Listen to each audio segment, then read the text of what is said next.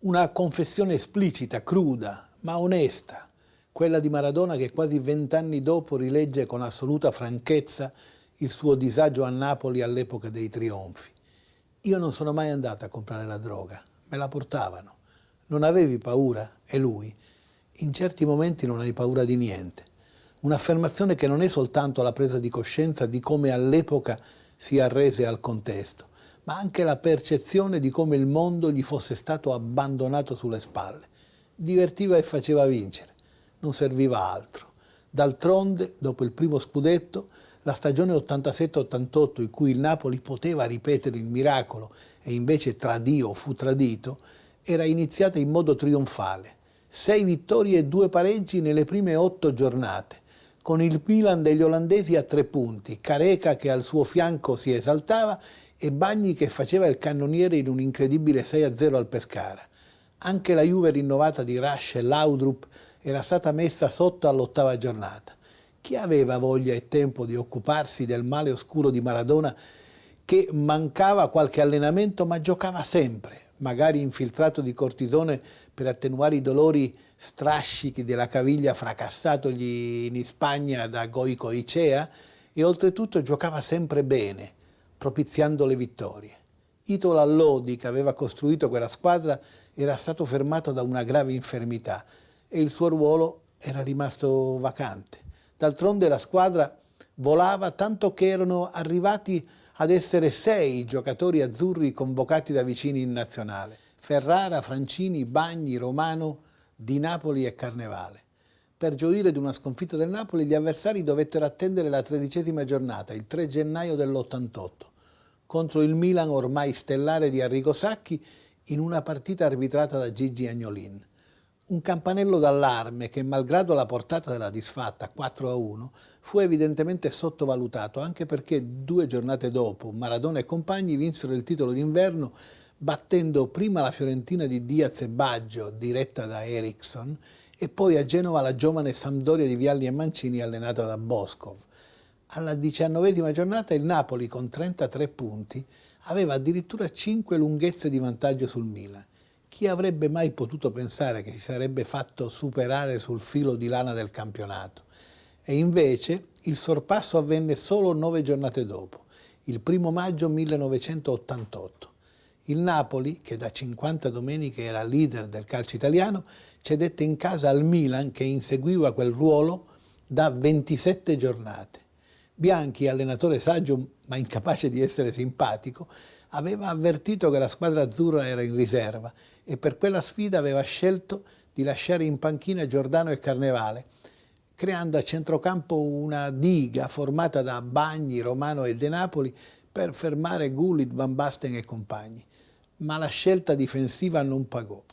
Malgrado Maradona quel giorno segnasse il suo 15° gol della stagione, il Milan, con 2 reti di Virdis e una di Van Basten, gelò lo stadio di San Paolo e attuò il sorpasso. Il Napoli, ormai in ginocchio dopo quella debacle, perdette a Firenze e in casa con la Sampdoria. Chi tradì? La squadra o la società già bisognosa di aiuti? La discussione è ancora aperta e la ferita ancora brucia.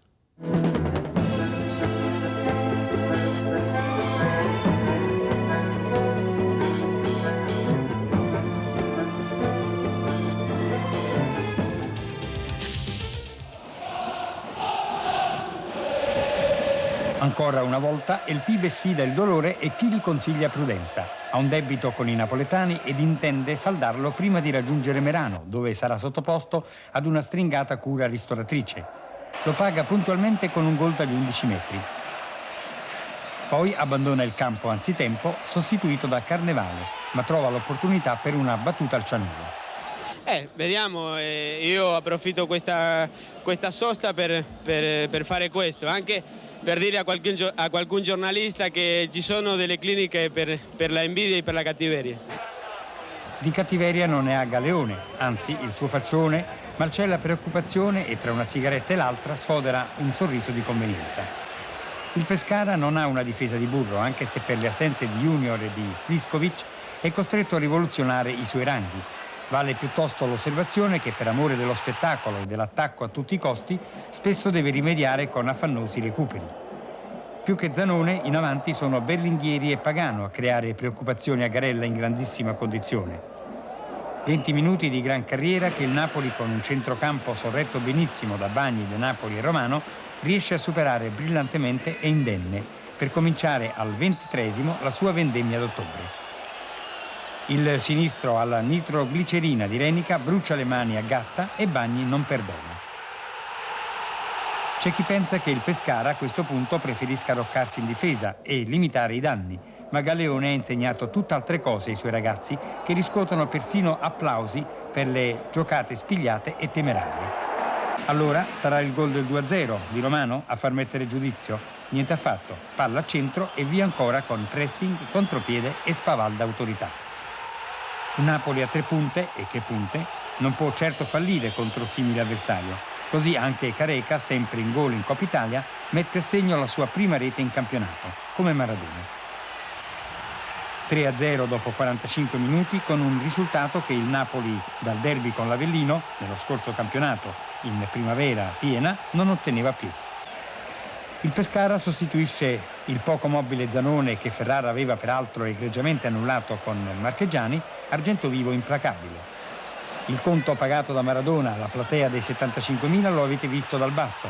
Eccolo riproposto da più ampia angolazione con l'aggiunta dell'atterramento. A questo punto il Napoli dilaga, ritrova il gusto delle giocate di prima intenzione, ma anche quello della spreconeria. I rossi non demordono, insistono alla ricerca del gol dell'onore. C'è tanta foga però in loro che trascurano il particolare di evitarla in area di rigore. E Carnevale la vittima, sostituto di Maradona dal 26esimo. Protesta Marchegiani e viene espulso. Dagli 11 metri il secondo rigorista è Giordano. Poi il suggello della mezza dozzina che premia Bagni con la particolare attenzione di Maradona, spettatore d'eccezione in panchina. Bagni 4 gol, addirittura si propone nella classifica dei cannonieri del campionato. Comunque 2 gol importanti in una partita caratterizzata da 6 gol e potevano essere anche 8 o 9. Sì, sicuramente. Alla fine loro avevano subito anche l'espulsione di Marchegiani, perciò giocavano in 10, giocavano molto larghi, noi abbiamo avuto la possibilità di segnare tantissimi gol. Ma l'importante è che io abbia fatto gol per la squadra, ne avevo già fatti importanti sia a Cesena che con l'Ascoli, avevo sbloccato il risultato, perciò è un buon momento, anche se sto soffrendo, penso che stia dando il mio contributo. Beh, ma molti vorrebbero un Bagni che soffre e che segna, però. No, così sicuramente non mi aspettavo un inizio di campionato così scoppiettante. Galeone, è un Pescara ingenuo o un Pescara che gioca sempre così? Ma non sempre così, perché altrimenti sarebbe grigia per noi, no? Abbiamo giocato bene i primi 20 minuti, i primi quarto d'ora, non abbiamo sofferto assolutamente il Napoli, anzi le 2 palle più clamorose le abbiamo avute noi, con una parata di Garella veramente incredibile. Poi siamo stati così ingenui da subire 2 reti da fermo in pratica e lì ci siamo completamente sfaldati. È successo di tutto, siamo andati tutti all'attacco cercando di rimediare immediatamente, forse perché non credevamo di dover subire questi 2 gol, non ci meritavamo quei 2 gol in quel momento, così la foga di voler rimediare ha fatto solo in modo di concedere troppo campo al Napoli, che in contropiede è assolutamente micidiale con Maradona, Careca e Giordano.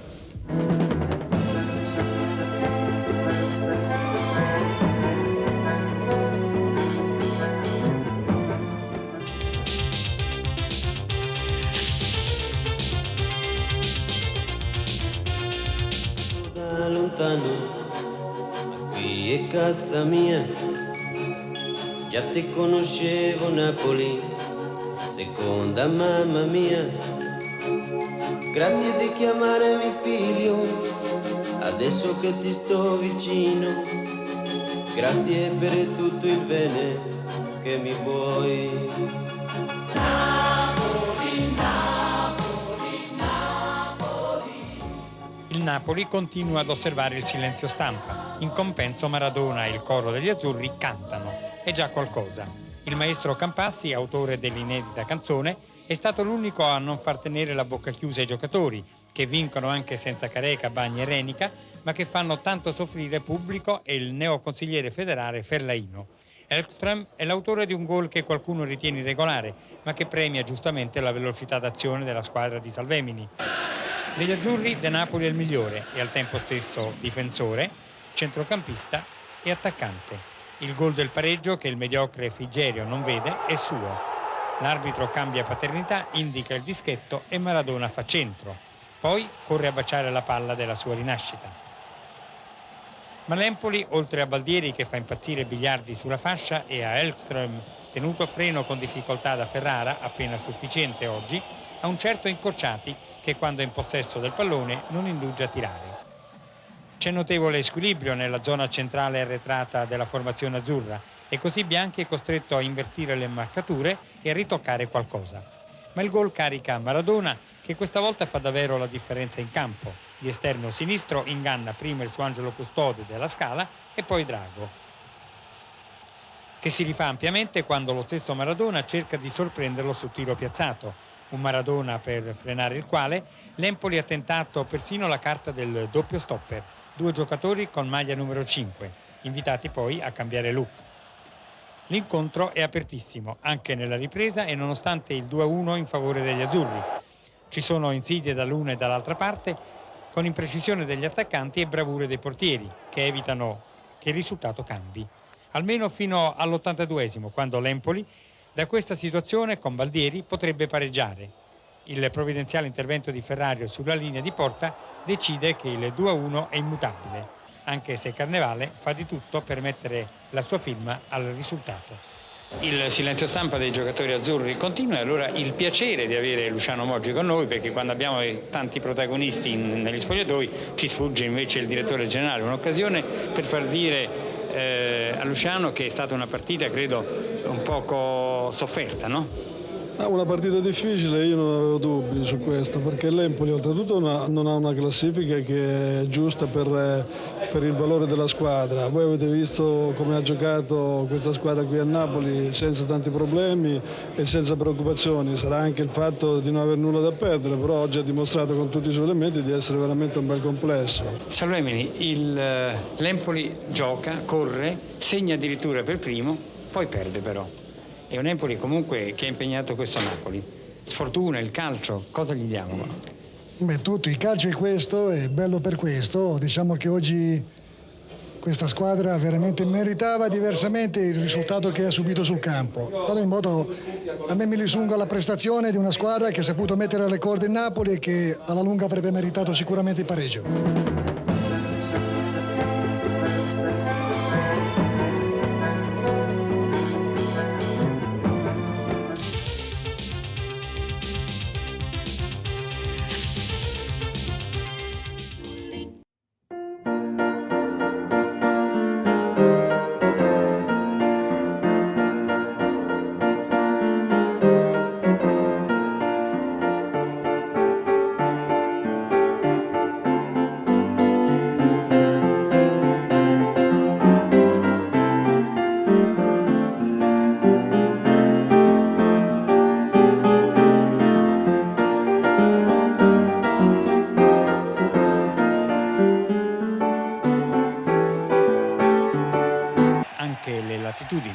Oggi c'è il Sud e uomini del Sud come Maradona e Careca pronti ad esaltare il calcio del nostro campionato, sempre più illuminato dal sole inconfondibile di Napoli. Il colore di moda diventa l'azzurro. Non c'è rassegnazione però da parte degli avversari ed è giusto che sia così. Anche il Torino prova a rilanciare il campionato e tenta di fermare il Napoli. Ahimè, gli va buca. Il portiere Granata aveva dichiarato che lui da Maradona non era stato mai trafitto. Dopo 3 minuti lo sceicco spagnolo gli piazza alle spalle il pallone che sembra smorzare tutti gli entusiasmi. Cade però in piedi il Torino che si esprime al San Paolo su altissimi livelli, anche se il Napoli regala molte palle gol e rischia ad un certo punto persino il pareggio.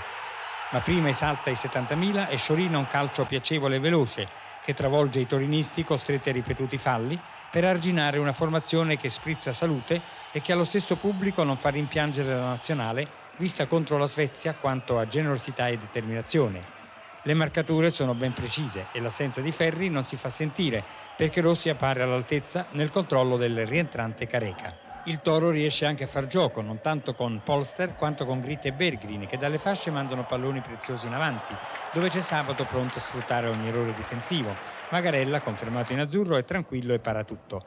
Le proiezioni offensive del Napoli sono varie e imprevedibili. Più che allargare il gioco per Francini, che tiene a bada Bergrin, e verso Careca, numero 7 sulle spalle ma presente sempre al centro, verticalizza creando corridoi pericolosi. Anche De Napoli si esibisce in qualche assolo come Maradona, ma la creazione è dote specifica di Diego, sicché per il secondo gol ci vuole il coro. Bagni è il suggeritore, Giordano il rifinitore e Careca la tromba dell'ultimo squillo. Non ci stanno tuttavia i giocatori in maglia granata e salgono dagli spogliatoi con intenzioni serissime. Ma li avvilisce il Napoli e subito, perché risponde con contropiedi irrefrenabili. Fa un gran lavoro Crippa e Crovero sceglie spesso lo sganciamento. Niente da fare. L'unico acuto di Polster è da fermo, Magarella è vigile. Il ricorso dei Granata al fallo è regola ricorrente. Baldas, men che mediocre, vede poco o niente e fa arrabbiare persino il Serafico Bianchi. Così il triestino in giacca nera, per uno show in più, si becca 70.000 acutissimi e prolungati fischi.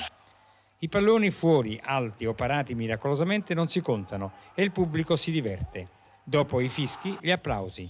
Anche per Crippa o per Gritti, unici a mettere in movimento l'immobile Garella.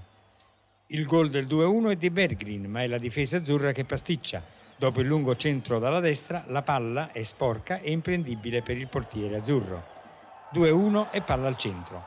Mancano 15 minuti. Agli azzurri sembra pericoloso tirare i remi in barca e ripartono alla ricerca del terzo gol, che puntualmente arriva su azione veloce di contropiede. Lo firma ancora Antonio Careca, brasiliano di San Paolo.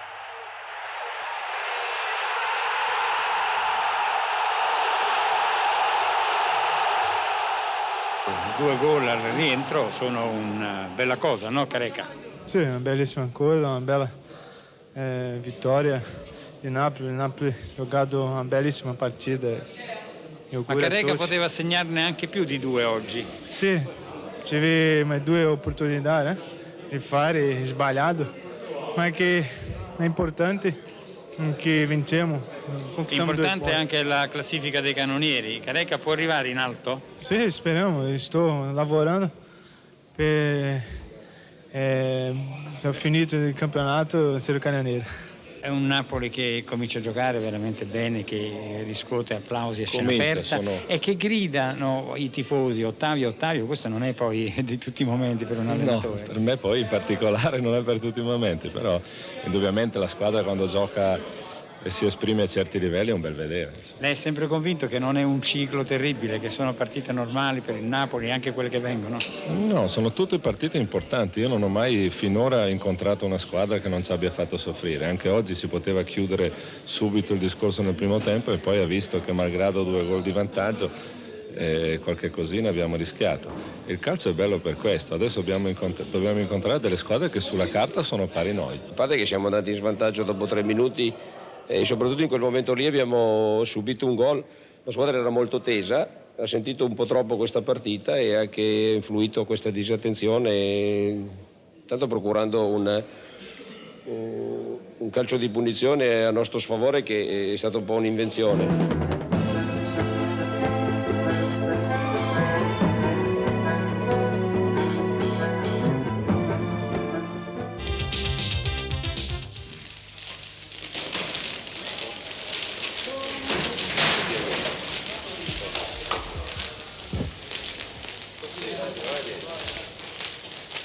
Ciao Diego, ciao, hai avuto una settimana molto intensa, Presidente Alfonsin, il contratto e adesso arriva la Juventus. Sì, spero di vincere anche questa perché ho vinto di andare con Alfonsino, ho vinto in quello che volevo io 4 anni, speriamo di continuare a vincere. Qual è i pericoli maggiori di questa Juventus oggi? Tanto vedo passare Laudrup. No, tutta la Juventus, credo che hanno fatto una grandissima squadra. E Maradona ha vinto anche con la Juventus, per la quale questa partita con il Napoli doveva segnare l'inizio di una riscossa e lo poteva anche essere, vista la concentrazione della vigilia e l'avversario che il calendario gli opponeva, un Napoli da 2 anni su a bestia nera, primatista ed imbattuto, tutti motivi per stimolare l'orgoglio della vecchia signora. Poi c'erano le assenze di Romano e di Bagni, ideali per propiziare un successo sugli azzurri, privi di 2/3 del centrocampo tra i più forti d'Europa. ed invece Bianchi prende le misure precise ed inventa con Filardi e Sola una linea inedita ma sorprendentemente veloce e briosa. Il primo prende in consegna De Agostini, l'altro neutralizza Magrin. Entrambi assolvono bene i loro compiti, come fanno Ferrara che blocca Rasch e Francini che controlla Bonini. Allora De Napoli, liberato da marcature fisse, spazia su più ampia zona pur tenendo d'occhio Cabrini appostato sulla fascia. Il Napoli non subisce gli stessi controlli rigidi e 2 volte nel giro di un minuto potrebbe raccogliere il frutto della sua costante pressione iniziale, concretizzata dalle conclusioni di uomini come Careca, Maradona, Giordano e il rinvigorito Filardi. Una pressione che i bianconeri riescono ad alleggerire con qualche punizione, ma il Garella anti-Juve è davvero una saracinesca. L'astuzia di Maradona origina il gol. Diego vede Tacconi fuori dai pali e cerca di sorprenderlo con il pallonetto. Quasi ci riesce. Certamente lo mette in difficoltà, tanto che la sua respinta difettosa provoca la rete di De Napoli.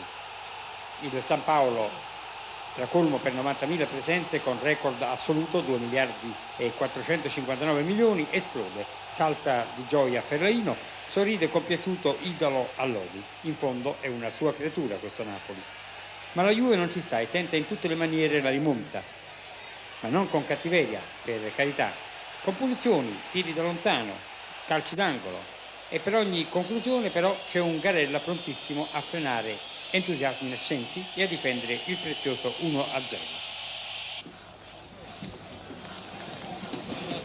Hai fatto veramente un gran gol, sei stato il migliore in campo, forse perché manca Bagni, te ne approfitti? No, ne approfitto che mancano non soltanto Bagni ma anche Romano, due grossi giocatori per il Napoli, però adesso noi alla fine abbiamo subito un po' la Juventus e sta giocando alla grande, dobbiamo stare soprattutto attenti nella ripresa. I timori di De Napoli non erano evidentemente infondati perché la Juve cresce e con alcuni opportuni ritocchi comandati dalla panchina, Alessio per Bonini e Mauro per Magrin, diventa più autoritaria fino a costringere il Napoli ad offendere soltanto in azione di contropiede. Ha motivo di lamentarsi poi anche per un paio di non proprio ortodosse azioni difensive del Napoli, dall'ultima delle quali scaturisce l'angolo e il gol del pareggio con zuccata di Cabrini. Diventa allora una sfida di orgogli. La vecchia signora ha risposto da par suo. I campioni d'Italia devono dimostrarlo nei 15 minuti che restano. A testa bassa cercano il colpo vincente e lo trovano per un fallo di mano di Favero ineccepibile. Maradona non perdona. Per lui si conclude una settimana stressante, sì, ma con onori e tante soddisfazioni. Dalle congratulazioni di Alfonsin alla firma di un magico contratto alla vittoria sulla Juve, nei cui spogliatoi c'è silenzio e stizza. Non vuoi? Si è vista una Juve diversa nelle riprese. Sì, una Juve molto... noi nel primo tempo avevamo giocato molto bene, avevamo pressato dove il nostro gioco eravamo riusciti a farlo in piena velocità. Nel secondo tempo abbiamo rallentato ed è venuto fuori la Juve che non ci ha concessi più nessun metro e poi ci ha messo in difficoltà con queste palle lunghe, saltando il centrocampo e con i calci da fermo dove sapevamo che erano molto forti. Ecco, alla fine ho visto che ti sei abbracciato con Maradona, questa è la tua partita personale, vi siete chiariti, ma per quanto riguarda invece la partita, quella sul campo del San Paolo, finita 2-1, come l'hai vista? Ma io credo che da adesso in poi la Juventus darà fastidio a molte squadre perché l'ho vista molto più forte del Napoli, anche se al Napoli mancavano 2 elementi, ma credo che oggi abbiamo dimostrato che siamo la squadra più forte. Ciro Ferrera, come ha giocato Rasch, visto e considerato che in campo si è visto poco? Io credo che Rasch sia un elemento molto difficile da marcare perché è molto imprevedibile, nonostante magari possa essere per qualche momento fuori dal gioco, nel momento decisivo può sempre metterci lo zampino, quindi è senz'altro un elemento molto pericoloso per la Juve, naturalmente deve essere un elemento più sfruttato però. Sul fatto del rigore mi sono trovato un po' sbilanciato da Maradona e con la mano alzata ho toccato un po' la palla, diciamo che forse era più fallo mio che non calcio di rigore. Ecco, e per quanto riguarda invece l'espulsione di Marchesi? Ma questo non lo so perché non ero lì. Io sentirei il capitano, la Gabrini che sta cercando di sfuggire, non puoi sfuggire Antonio, sul fatto della partita io penso che tu debba dire qualcosa. Grazie Favero. Sono partite nate male, ecco, quando hai tante occasioni per far gol e poi perdi non puoi trovare nessuna così, non c'è una spiegazione per tutto questo. Poi c'è stato quel fallo a metà campo che secondo noi era a nostro favore. Se il parere dell'arbitro era contrario, e da lì è nato il rigore.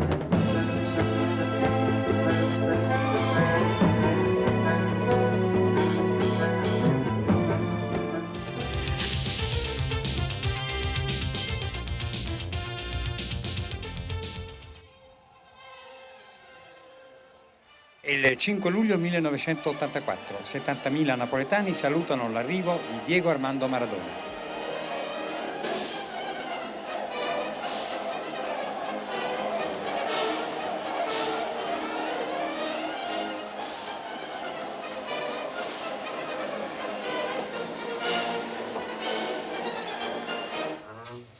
I suoi numeri di alta scuola calcistica, i suoi gol, entusiasmano le platee del nostro campionato.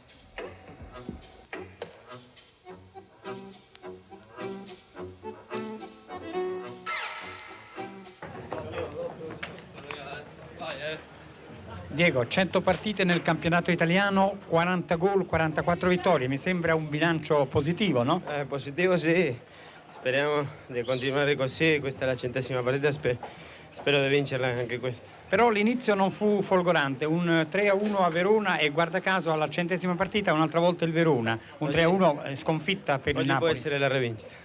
Ok, ciao. Il clima è natalizio, ma gli 80.000 disciplinatissimi napoletani, con mutua intesa, non sparano un solo petardo, non accendono neppure un bengala. Eppure avrebbero avuto più di un motivo per festeggiare gli azzurri. Espongono un solo striscione.